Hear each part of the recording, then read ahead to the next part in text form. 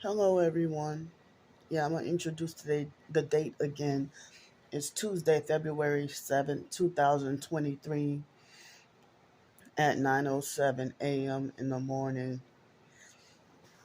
I woke up, I think about 8:15 or 8:30. I didn't even bother going down to eat breakfast, and so I try to you know do a quick video on TikTok about my fundraiser and share it on YouTube. And then my camera started to act weird. And then I don't know if somebody hacked into my phone, how they even got my phone number. Um and so when I restarted my phone, I got some weird message. And then I know I didn't send anything. But and I don't do group messages. I don't know anybody that I to do group messages like with text messages. In some kind of way they hacked into my phone and used my number against my knowledge and consent and sent a mass scam text message. And then somebody, I got a few rude messages back. And then somebody's like, ha ha ha, I don't have Cash App, scammer. And it's like, well, wow, I didn't even send any messages requesting any Cash App or anything like that. I mean, with all these strange numbers that I don't even know. It sent a message to 18 people. And I started to panic because I'm like, oh shit. Did the online perps and the fake Darnell Williams perp, did they steal my phone number again? I don't know. But because not that many people have my new phone number. Well, it's still kind of new. But I don't even know how he got my other number. But Alex Dupree passed the torch on to the fake Darnell Williams perp, Marcel Thibodeau, or whatever his real name is. And so I'm glad he left me alone for about a week or so. But yeah, they have my phone acting weird. So within less than 2 hours I have to be back on the streets. I'm not even gonna go bother to go get breakfast or anything downstairs. It's not even real breakfast anyway. And so I probably have only like one liquid spoonful of the coconut oil, and I'm probably gonna take the nasty green supplement, and I gotta brush my teeth, brush and floss, and take care of my teeth. I'm somewhat almost out of the bentonite clay, and I feel like, well, out here I don't know where to get any. I need it really bad for my mouth, for my teeth. Since I can't afford a dentist or whatever, I need it really bad to keep the infection down, that abscess. But like when I brush and floss, um it seems like a whole bunch of mucus comes out, and I'm like, it's like as if I'm vomiting mucus. And then afterwards I go to sleep and then wake up the next day and the swelling and the infection has gone down like a lot. So that bentonite clay really helps. But due to me being homeless and all that, it's hard to get to do it every day, and then also suffering the depression. And so me consuming the coconut oil kind of helped keep it down, the infection down some too. I haven't been doing that oil pulling or anything. I don't have patience to do it, but I But I got my last drop of coconut oil, and I thought about that. Oh yeah, I also need to, once I get an address, I also need to get a I need to get my driver's license switched over, and I don't know how much that's gonna cost, but it's gonna cost. I know it's gonna cost money, and I definitely will be very broke. Like in New York, back in 2006, the driver's license costed like almost $100. But nowadays in New Orleans or something, the driver's license, I don't remember if it'll be like under $30 or probably under $15. And Pensacola, Florida, I guess I think I remember being like 20 or 30 something dollars. It wasn't that expensive. Um, I think certain places you can get like just a state ID for $18 or something. Maybe in California, but yeah, New York was outrageous back then. But I don't know how much the driver's license would cost over here to be switched over. But um, so yeah, I'm hoping that my clothes are dry. I am still like very mad that I don't know why the gang stalkers always feel the need to mess with my clothes every time I do laundry. The last time I did laundry, they messed with my clothes, and my clothes were soaking wet, and my clothes were soaking wet, and so I had to walk around with wet mildew clothes and be shivering outside in the cold at night, and didn't have extra money or the convenience or the opportunity to go and dry them again. So I had to just walk around in wet clothes. So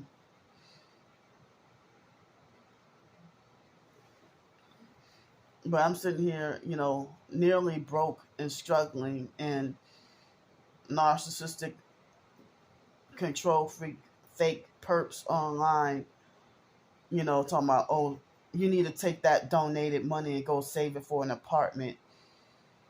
Well, if it was that easy, then I wouldn't need to be asking for donations. So I don't know why if they think that I'm getting a whole bunch of donations like that, and even if I were to try to get an apartment off of donations or whatever, they wouldn't count that as income enough for me to get an apartment, because they want you with work or earned income, um or even Social Security if it's high enough. But random donations, they won't count that as income. But crazy, because they count it in if you try to go get food stamps, and they try to be trying to not give you any food stamps and stuff. So yeah, they want, a lot of times, in order to get an apartment, they want you with a steady job for at least 6 months, and they're harder on people with people trying to get a place to live.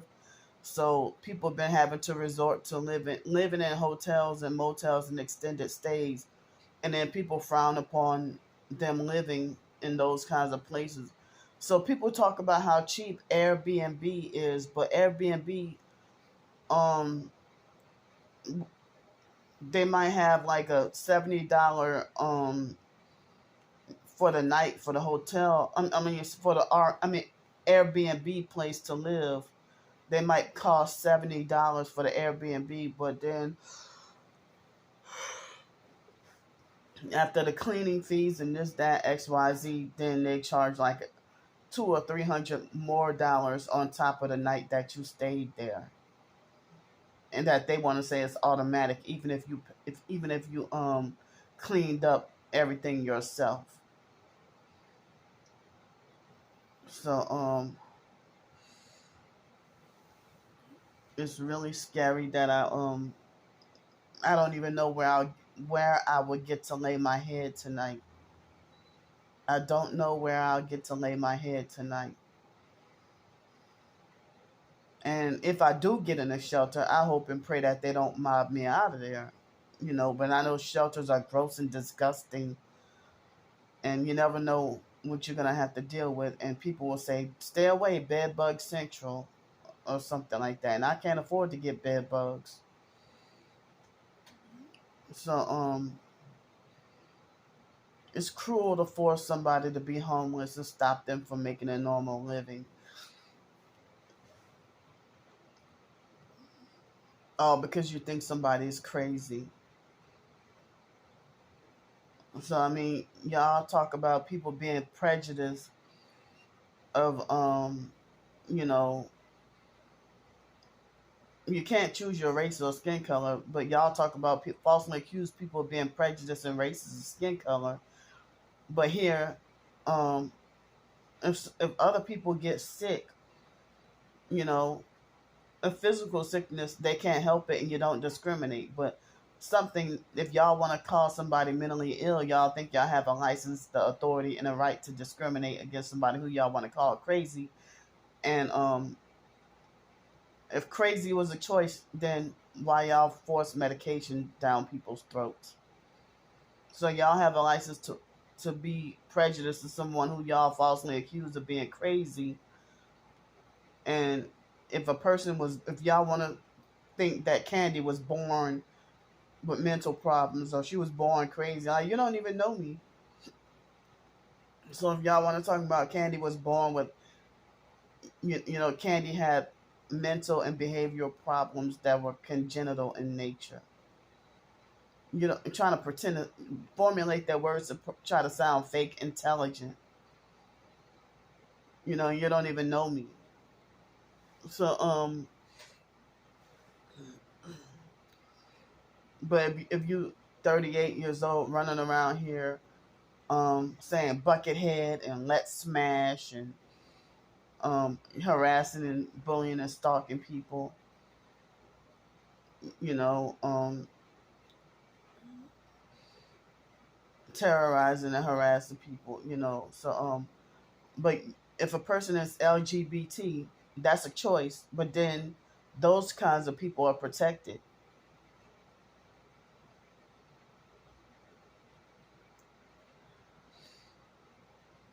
So, it's okay for y'all to think y'all better than me because y'all wouldn't go stay in a shelter.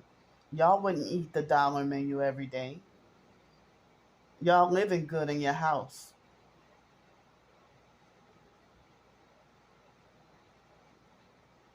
While I'm sitting here, as I said,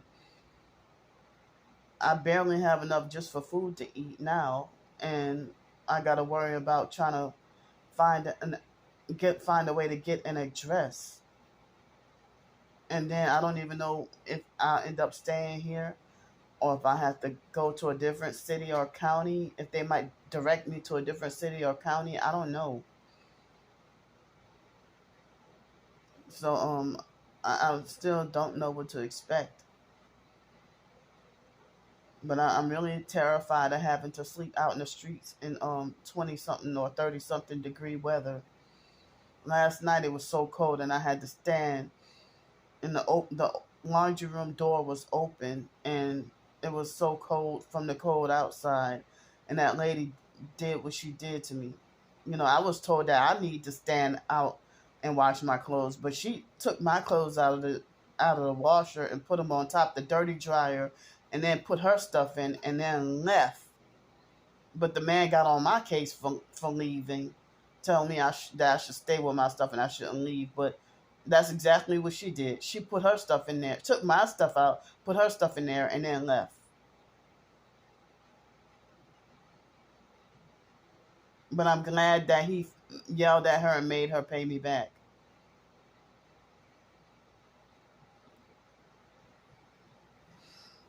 So, this was like I just got here and only been here a couple of days, and hell and disaster. I ain't coming back to this spot no more.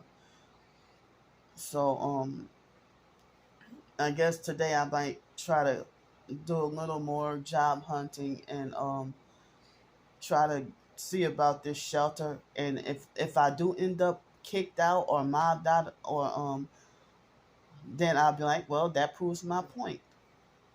Or if they say, oh, we don't have no room, or if they get an attitude when we try to get in the shelter, then that proves my point. So I woke up this morning feeling sleep deprived, and I don't think I got to sleep that well last night. But when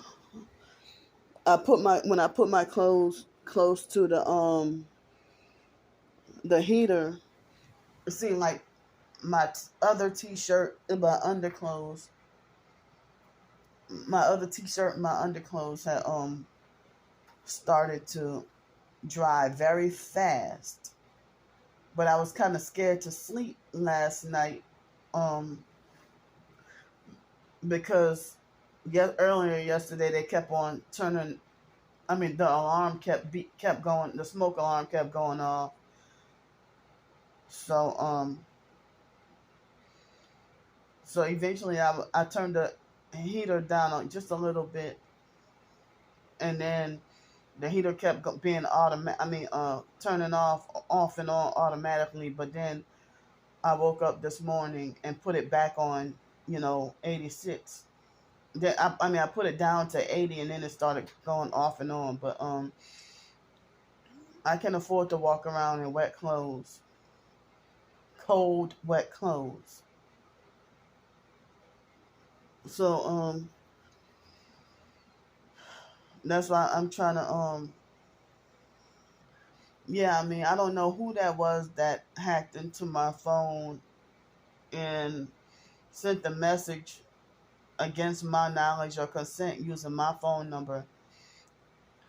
And yeah, some weird stuff with my phone. So I just reported that whole thing for spam, and then I get random spam calls to my phone also. So my fingers on my right hand, I don't know why they hurt. So I'm showing the fundraiser, but I know that Cash App and PayPal take out way less money than especially Cash App doesn't take out that much, but Cash App and PayPal take out way less money than the the fundraiser or whatever. If somebody donate me $350 through the fundraiser, then they take out like $25 or approximately $25, and then the PayPal takes out another $6 and something. I'm like, ouch. So then that leaves me with like $319 or something like that. But I don't know why if people think they think I get a whole bunch of money like that. You know, so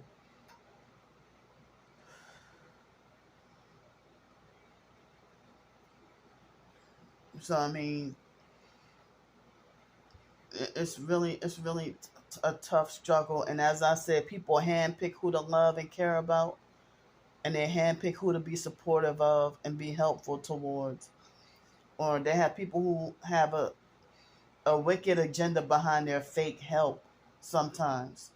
But I'm glad for the people who help with expecting no obligation in return, like no strings attached, just help because you care and you understand what I'm going through. So a couple of jobs seem possibly hopeful, and I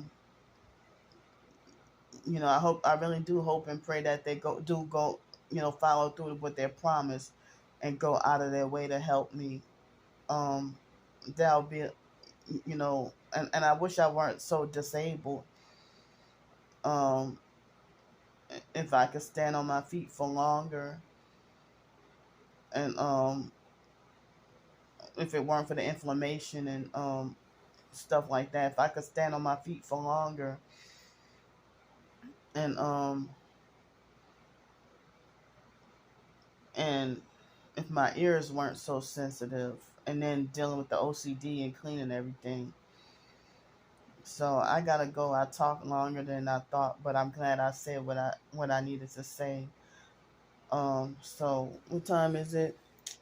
9:27. Ooh, yeah, I gotta go and get ready to pack up and get out of here. So thanks y'all, and I'll see y'all.